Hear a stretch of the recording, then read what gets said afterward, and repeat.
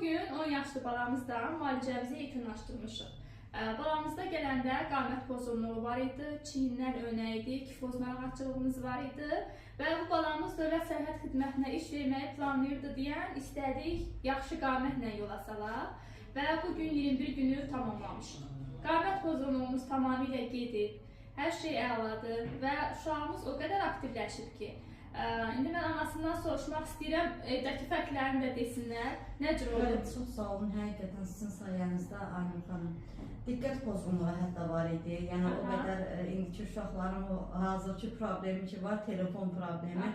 Telefona yəni baxmaqdan elə o qamətdə də o pozğunluq da elə ondan yaranmışdı. Artıq demək olar ki, telefondan da yayınıb, aktivliyi həddindən artıq, idmana çox meyilli olub.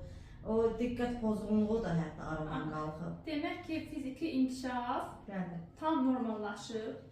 Fiziki aktivlik artdıqca, qamət idmanları elədikcə bir asılığımız, telefon asılığımız gedib, diqqət dağınıqlığımız, diqqət pozğunluğumuz azalıb və belə deyək də biz bir planı qoymuşuq, amma əvəzində 2-3 yaxşı bir nəticə əldə eləmişik. Balamızı da təbrik edirik, verilən idmanları doğru düzgün elədiyinə görə və bugün həkimdən belə güc də gətirir, yaxşı nəticəsinə görə təşəkkürlər. Yolun açıq olsun, gələcəyin generalı kimi səni gözləyirik. Yaxşı, söz verirsən? Əla.